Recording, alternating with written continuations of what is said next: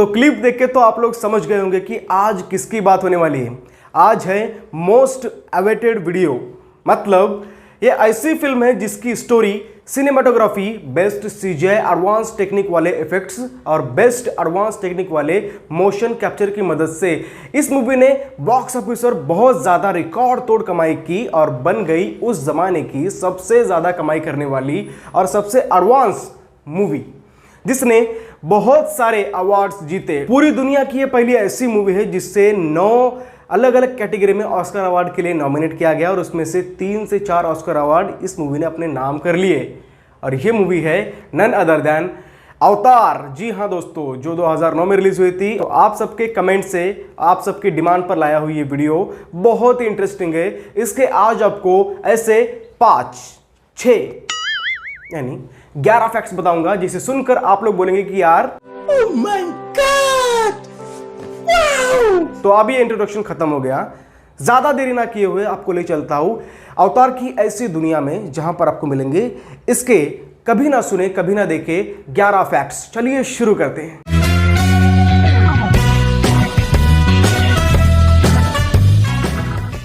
तो सबसे पहले हम शुरुआत करते हैं फैक्ट नंबर 11 से, फिर फैक्ट नंबर 1 की तरफ आएंगे। लेकिन उससे पहले दोस्तों, हाथ में मेरी बुक देख रहे हो आप, ये बुक है switch on switch off acting की बुक है। मेरे भाइयों ने मुझे कमेंट करके पूछा था कि यार हमें शुरुआत करनी है एक्टिंग की, तो सबसे अच्छा तरीका क्या होगा शुरुआत करने का। तो आपको बता दो, ये बुक खरीद लो, अमेजोन पर अवेलेबल है। ये हमारे गुरु श्री वीरेंद्र राठौर जी ने अपने हाथों से लिखी है। एक्चुअली एक्टिंग होती क्या है ये जानने के लिए बहुत ही काबिल बुक है, इतना बोल सकता हूँ आपको, क्योंकि इसको मैंने भी परचेस किया है, मेरे हाथ में आप देख रहे हो, और इसको मैंने आधे से ज़्यादा पढ़ लिया है। तो मुझे ये समझ में आया कि यार बिगनर्स के लिए एक्टिंग की शुरुआत करने के लिए ये सबसे बेस्ट मेथड है। और आपको बता दो, ये कोई पेड प्रमोशन नहीं है, ये कोई प्रमोशन नहीं है, कोई स्पॉन्सरशिप नहीं है, ये मैं दिल से कर रहा हूँ आपके लिए खास करके। आप जाके जरूर परचेस करना, लिंक डिस्क्रिप्शन में है। फैक्ट नंबर 11, जेम्स कैमरॉन जो इसके डायरेक्टर है, जेम्स कैमरॉन ने सोचा था कि इसकी जो शूटिंग है हम लोग 1994 से शुरुआत करके 1999 में खत्म करेंगे। लेकिन उस समय बहुत अच्छे एडवांस सीजे वाले इफेक्ट्स और मोशन कैप्चर की सुविधा अवेलेबल नहीं थी, मतलब एडवांस टेक्नोलॉजी नहीं थी, इसलिए उन्हें आइडिया ड्रॉप करना पड़ा। एक्चुअली उन्होंने सारी तैयारी कर ली थी वहां पर शूटिंग करने की, लेकिन ओवर बजट हो जा रहा था। अभी देखिए इसका बजट है $250 मिलियन, लेकिन उस जमाने में हो रहा था $400 मिलियन।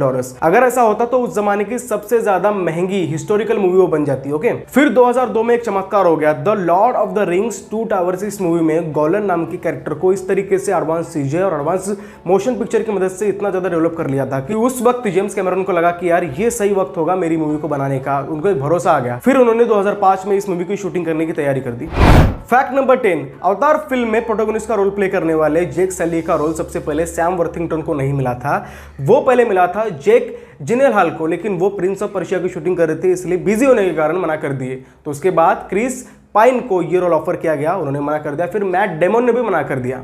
तो सबके मना करने के बाद जेम्स कैमरॉन गए सैम वर्थिंगटन के पास। सैम वर्थिंगटन ऑस्ट्रेलियन एक्टर है, तो वो अमेरिकन एक्टर बनने के लिए यहाँ पर स्ट्रगल करने के लिए आए थे, लेकिन उनको अमेरिका में कुछ काम नहीं मिलने की वजह से सब कुछ बेच बाच कर वो अपने कार में रहने लगे थे। जी हाँ, कार में। फिर सैम की किस्मत चमकी, उनके पास जेम्स कैमरॉन आए, कहा कि ये रोल आपको देना चाहते।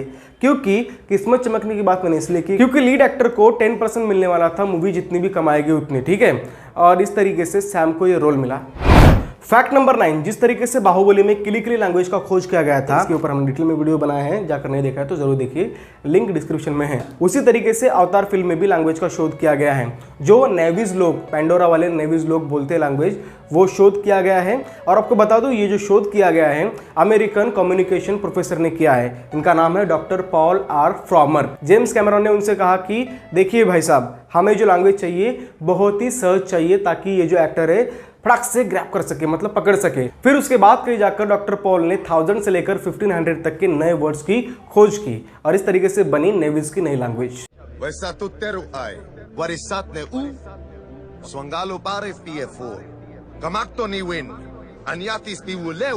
ऑस्ट्रेलियन एक्टर होने की वजह से अमेरिकन एक्सेंट पकड़ने में उतनी ज्यादा आसानी नहीं हुई थी सैम को, लेकिन सैम ने कहा कि ये नेवीज की लैंग्वेज इतनी आसान थी ग्रैब करने में कि मुझे अमेरिकन एक्सेंट से ज्यादा इसमें पकड़ने में आसानी हो गई। फैक्ट नंबर 8, इस मूवी में आपको दिखाई दे रही होगी सायोर्नी वीवर नाम की एक्टर सिगरेट फूकती हुई दिख रही होगी। तो ये सिगरेट एक्चुअली रियल नहीं है बल्कि फेक है, यानी कंप्यूटर ग्राफिक्स और सीजीआई की मदद से झूठा सिगरेट बनाया गया था, क्योंकि जेम्स कैमरन ने कहा था सेट पर कोई भी अनहेल्दी चीज अलाउड नहीं है। इतना ही बल्कि जैक सली का कैरेक्टर जो है एकदम पैरालाइज दिखाया गया है उसको, तो पैरालाइज के जो पैर है एकदम अजीबोगरीब दिखाए गए थे, तो वो जो पैर है प्रोस्थेटिक से बनाए गए थे। और आपको बता दूं जो रियल पैर है वो जो व्हीलचेयर होती है उसके पीछे छुपाए जाते थे और वो शूटिंग करने के बाद एडिटिंग में, पोस्ट प्रोडक्शन में उसको मिटाया जाता था। इस तरीके से उसकी शूटिंग की गई है। Fact number 7। अब आप सोच रहे होंगे कि ये मूवी को बनाने के लिए 4 साल का समय कैसे लगा। 2005 में स्टार्ट हुआ था और 2009 में जाकर खत्म हो गया। तो उसका रीजन ये है कि ये जो मूवी है टोटली सीजीआई मेड मूवी है, मतलब सीजीआई इफेक्ट से और मोशन कैप्चर की मदद से शूट की गई है। तो इसका हर एक सीजीआई वाला सीन था शूट करने के बाद 17 GB तक का स्पेस लेता था और इसको एक्सपोर्ट करने के लिए मिनिमम 47 से 48 आवर्स लगते थे, मतलब तकरीबन 2 दिन का समय लगता था रेंडर होने के लिए। तो लगना ही है भाई, पूरे 4 साल के 5 साल भी लग सकते थे। ये मूवी हेवीली सीजीआई होने की वजह से इसको 4000 सीजीआई सर्वर वाले सर्वर फार्म का इस्तेमाल किया गया, जिसका स्टोरेज कैपेसिटी था 3 पेटाबाइट थी। इसलिए इस मूवी की लेंथ जो है 3 आवर तक की है। ओके, 3 घंटे की है। Fact number 6। इस मूवी में आपको ज्यादातर जंगल वाले सीन दिखे होंगे और इसमें आपको पूरी तरीके से ऐसा लगा कि यार ये रियल एनवायरनमेंट है, लेकिन ऐसा नहीं है बिल्कुल भी। ये जो मूवी है पूरी तरीके से कंप्यूटर जनरेटेड है। जी हाँ, सीजीआई और मोशन कैप्चर की मदद से इसकी स्टूडियो में ही शूटिंग की गई है, ऐसा लगता है आपको। लेकिन इसका मेन रीजन जो है इतनी परफेक्ट एक्टिंग आने का रीजन ये है कि जेम्स कैमरन ने अपने सभी एक्टर को रियल जंगल की ट्रिप कराई थी, ताकि ये सारी चीजें वो एक्टर महसूस कर सके और अच्छी तरीके से परफॉर्म कर सके। Fact number 5। वैसे भी इस मूवी को शूट करने के लिए ज़्यादा समय लग रहा था और ज़्यादा समय ना लगे इसलिए उन्होंने आर्ट की तरह कॉपी का इस्तेमाल किया है, मतलब कॉपी भी किया है लेकिन आर्ट की तरह। कैसे समझाता हूँ। सबसे पहली बात आती है, आपने यहाँ पर देखे होंगे कुछ ज़्यादा ही क्रीचर्स के आवाज़ दिखाए गए हैं, मतलब बेंचेस और क्रीचर्स के बड़े बड़े साउंड दिखाए गए हैं। आपको एक बात नोटिस करनी होगी यहाँ पर कि ये जो साउंड है, जुरासिक पार्क आपने देखी हो तो आपको पता होगा, उसमें जो डायनासोर के साउंड से अलग अलग प्रकार के रेप्टाइल डायनासोर के वो सेम साउंड से, तो उसी तरीके से वहां के जो साउंड है यहां पर इस्तेमाल किया है।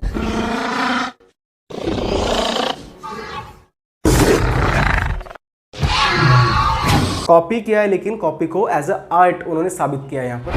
Fact number 4। अगर आप लोगों ने ये मूवी देखी है तो आपको पता होगा इसमें पेंडोरा ग्रह की नेवीज अलग है और इसमें अवतार अलग है।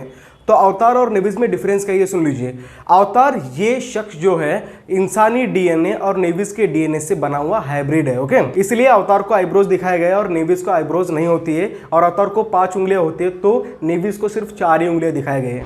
Fact number 3। सबसे पहली बात आती है कि जेम्स कैमरन को ये मूवी बनाने के लिए इंस्पिरेशन कहाँ से मिली। तो इंस्पिरेशन मिली 1995 में रिलीज हुई डिज्नी का एक कार्टून था पोकेहॉन्टस, डिज्नी पोकेहॉन्टस। उसकी स्टोरी भी सेम इसी तरीके से थी और कहा यह भी जाता है कि उन्हें 1992 में रिलीज हुई मलयालम फिल्म वियतनाम कॉलोनी से भी इंस्पिरेशन मिली, क्योंकि इसमें मोहनलाल जी ने कैरेक्टर प्ले किया है और स्टोरी भी सेम उसी तरीके से है। ये तो ठहरी बात अवतार की, लेकिन ये नेवीज का जो कैरेक्टर है, ये नेवीज का इंस्पिरेशन को कहाँ से मिला। तो कहा यह जाता है कि नेवीज का कैरेक्टर के लिए उनकी माँ उनकी इंस्पिरेशन है, क्योंकि जेम्स कैमरन की माँ को एक सपना आया था और सपने में उनको एक लंबी नीली कलर की लड़की दिखी थी और वो जाकर उन्होंने बात अपनी बेटे को कही और बेटे ने उसको कुछ ग्राफिक्स की मदद से उसका चेहरा बनाना स्टार्ट कर दिया और तब जाके उन्हें नेवीज की जो महिला है उसका चेहरा बनाने में दिक्कत नहीं हुई। और जो नीला कलर है उन्होंने इंडियन गॉड से लिया, जो कृष्णा वगैरह होते हैं, महादेव वगैरह होते हैं, उनका जो कलर है नीला नीला है। और जो अवतार नाम है उन्होंने इंडियन से ही, संस्कृत जो शब्द है अवतार, उस तरीके से चुना है। और ये कैसे चुना है, इसमें छोटा सा एक ट्विस्ट वाला फैक्ट है, वो है फैक्ट नंबर 2। डायरेक्टली सुन लीजिए। सबसे पहली बात आती है कि कहा जाता है, गोविंदा जी ने खुद इंटरव्यू में कहा है कि मुझे ये मूवी सबसे पहले मिली थी तो गोविंदा जी ने कहा कि 400 दिन का काम था और ये मूवी पर पेंट वगैरह करते थे, तो इसलिए मैं नहीं कर पाया, कलर वगैरह करेंगे तो मैं नहीं कर पाया। अवतार टाइटल मैं नहीं दिया था, वो बहुत ही सुपरहिट फिल्म हुई थी और मैं जिस टाइप का आदमी हूँ, ये 410 दिन तुम चाह रहे हो कि मैं कहा मैं आयुर्वेद, पतंजलि का चिकित्सा और क्या क्या करता रहता हूँ और तुम ये कहा मुझे कलर करोगे पूरी बॉडी में मेरे। मैं कहा मुझसे नहीं होगा, सॉरी। इस बात का सभी लोगों ने मजाक तो उड़ा दिया, लेकिन किसी ने ये सोचा है कि ये बात थोड़ी बहुत सच भी हो सकती है। सच कैसे हो सकती है? सच इसलिए हो सकती है कि 2002 में वहां पर उनको एक एक्टर की तलाश थी, जेम्स कैमरन को। तो फिर उनको पता चला कि इंडिया में एक सुपरस्टार अभी भी चल रहा है, वो है गोविंदा। तो 2002-2001 में उन्होंने कॉल किया और कॉल करने के बाद उनको अमेरिका बुलाया गया। अमेरिका में जाकर जब गोविंदा के साथ उनकी सारी बातें हो गई तो गोविंदा जी ने खुद कहा कि जो अवतार टाइटल है मैंने सजेस्ट किया है। तो ये अवतार जो नाम है ये उनको अच्छा लगा होगा जेम्स कैमरन को, और उनको पूरी तरीके से अच्छा लगने के बाद उन्होंने नाम रखा होगा। क्योंकि विदाउट एनी रीजन वो हॉलीवुड वाले अपनी फिल्म का नाम इंडियन गॉड्स के ऊपर या फिर इंडियन संस्कृत लैंग्वेज के ऊपर अपना नाम क्यों रखेंगे? सोचने जैसी बात है ना। तो अपने बंदे ने ही, मतलब अपने गोविंदा जी ने ही वो नाम सजेस्ट किया हो सकता है। मैं पूरी तरीके से श्योर होकर ही नहीं बोल रहा हूँ, लेकिन हर सिक्के के दो पहलू होते हैं, तो ये भी हो सकता है, ऐसा सोच के देखो। Last but not the list, fact number 1, ये बहुत मजेदार फैक्ट है। इसमें आपको पता चलेगा कि अवतार 2 कब आएगी। उससे पहले आपको बता दूं कि अवतार 1 ने कितनी कमाई की। एक्चुअली फिल्म बनी थी $250 मिलियन में और इसने कमाई की $2.76 बिलियन की। जी हाँ, अब बारी है कि अवतार 2 कब रिलीज होगी। तो अवतार 2 एक्चुअली 2014 में ही आने वाली थी, लेकिन इनको चाहिए, जो जेम्स कैमरन भाई साहब है, उनको ज़्यादा ही कुछ एडवांस टेक्नोलॉजी चाहिए होती है। तो इस बार वो अंडर वाटर मोशन कैप्चर करने वाले हैं। जी हाँ, अंडर वाटर मतलब अभी तक की किसी भी फिल्म में ऐसा दिखाया नहीं गया। जी हाँ, और इसी की वजह से उन लोगों को ज़्यादा से ज़्यादा समय मिला है इस मूवी को और भी ज़्यादा बेहतरीन बनाने के लिए। कहा जा रहा था कि ये मूवी जो है 2021 में ही, इसी साल रिलीज होने वाली थी, लेकिन कोविड भाई साहब ने सबकी वाट लगा दी है ना।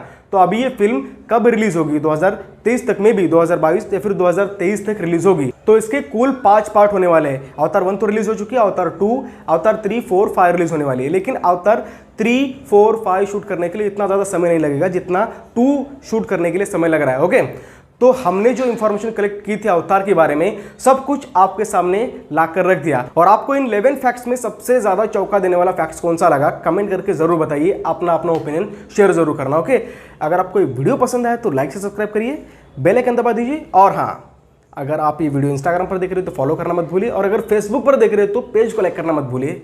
चलो मिलता हूँ अगले वीडियो में। Thank you so much.